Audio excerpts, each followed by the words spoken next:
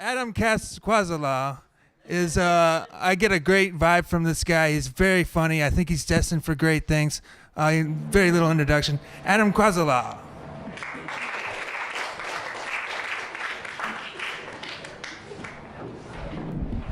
Thank you guys. I like rap music because it's up front with you. Like, you know the song Wild Horses by the Rolling Stones?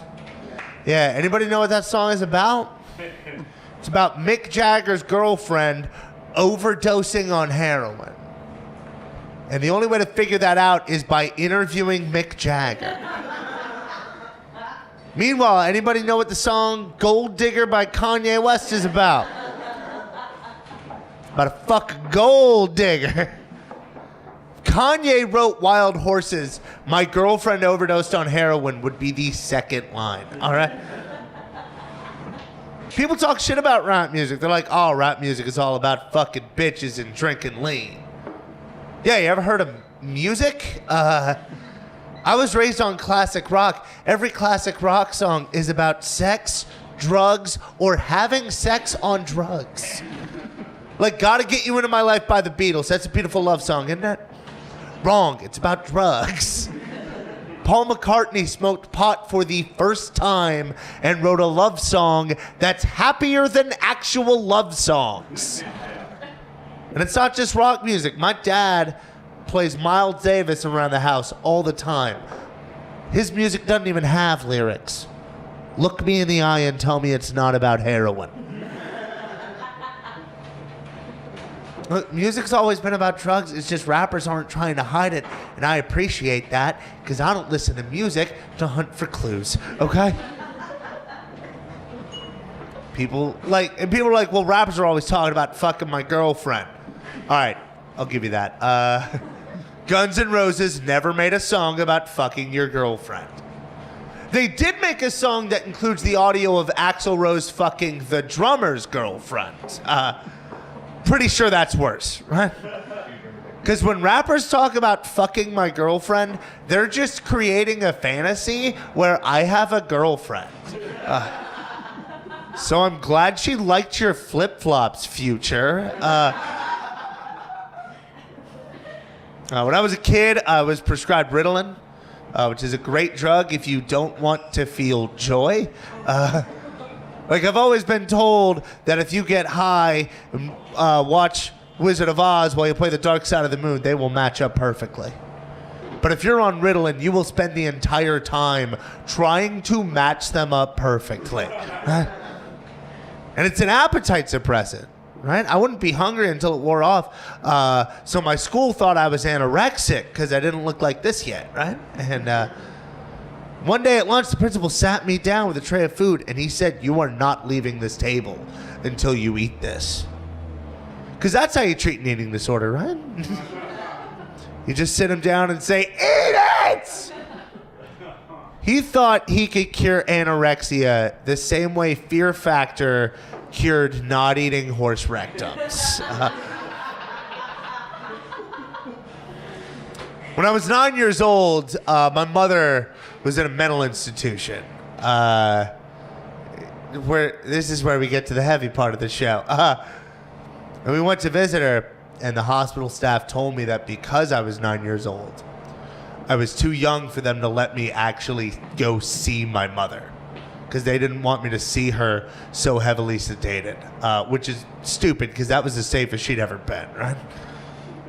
So I had to sit back. My brother got to visit her. I had to sit back in the lobby with my Game Boy, and I don't know what's the hardest you've ever cried while playing Pokemon Red. Believe I set the high score. But I had to be real careful not to let my tears hit the screen because that's Charmander's weakness. And I didn't want to go home without him, too. It only gets worse from here, don't worry.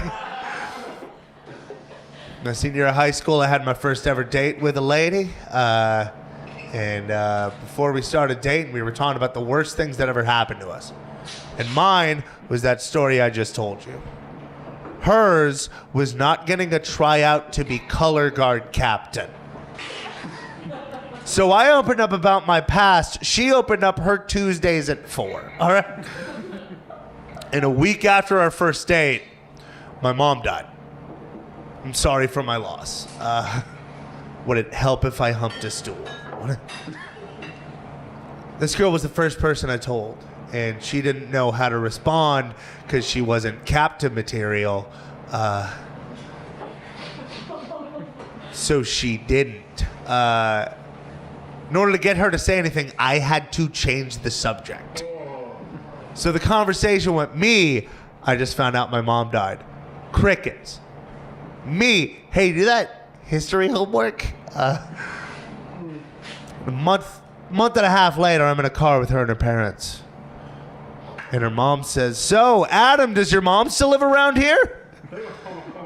Because when she said, we've heard so much about you, she had not heard enough.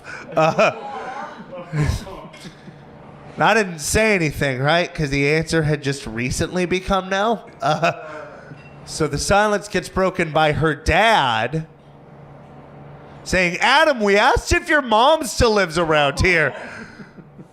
So now I have to be the only person in this relationship capable of handling my mother's death.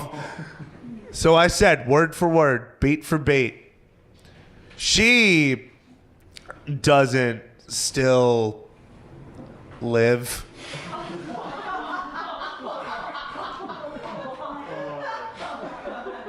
I had to. If I would have just said no, they would have asked me where she is now. And then they would have asked me what part of the state purgatory's in. She's my mom. She wasn't getting in right away, okay? There's paperwork. It was sudden. They didn't have a room for it, okay? And her mom says, oh no, when did that happen? And I said, March. And she says, what year? Because I'm from the suburbs of Detroit and context hadn't made it out of the city yet. And I said, this one, and I have never heard a radio get turned up faster in my life. Look, I wish I hadn't ended that story, but I was in that car for another half hour. And I was in that relationship for another year. It's not that I didn't think I could do better. It's that I knew I couldn't do other. It was my birthday last month. No, my parents fucked once. That's all that happened, all right? My dad came, my mom didn't. Let's not clap for it. I don't do anything special for my birthday anymore because my 21st birthday ruined birthdays, all right? A few weeks before, my dad calls and said, Adam, you have to come home for your birthday. And I said, Dad, I'm in college. It's my 21st. It's on a Saturday, and you're not going to put your mouth on it. I'm staying here. And he said, well, your brother's flying in for your birthday. It's going to be the first time he's been in Michigan since he graduated. We're going to have the unveiling of your mother's gravestone. Dad's not allowed to plan parties anymore. My brother's getting married next summer. If Dad was planning it, there would be a speech for all of his exes. Right? How'd you celebrate your 21st birthday? I was in Egypt. Okay, so you didn't put on a suit to watch your family cry? All right, cool. I thought I was done. I wore the ribbon and everything.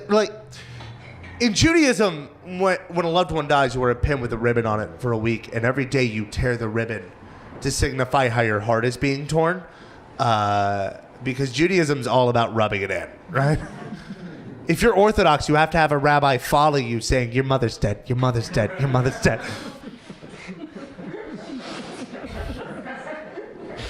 It was fucked up. Normally, the unveiling of a gravestone happens a year after the funeral. My mother's funeral was my senior year of high school. This was happening my senior year of college, and my dad wonders where I learned to procrastinate. And that's not even all the bad shit that happened on my 21st birthday. I woke up in the middle of the night to go to the bathroom. I did not turn on a light. I did not put on my glasses. I did walk directly into a door frame. Got a black eye.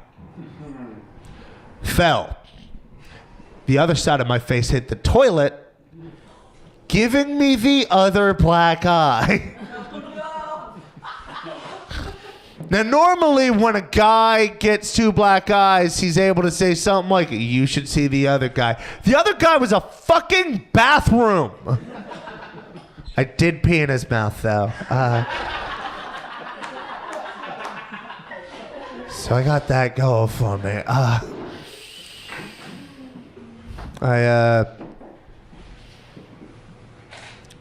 When I was in college, I had a roommate who was in a fraternity, and their frat did not have a house. They did have our apartment, and a lot of the guys in this frat would get a tattoo to show their dedication, but some of them didn't have the money for it, so they decided to get branded in my kitchen. Did you know you could burn the letter I into a man's flesh with just a wire hanger and a stove? Did you know that? To be fair, that's not all the equipment they used, right? They also had 2 belts, a textbook, and a bag of flour. But those are luxury upgrades. I saw that face you made. The belts and the textbook are to keep his arm in place, and the flour makes a nice crust. So, I'm Adam. That's my time. Thank you, guys.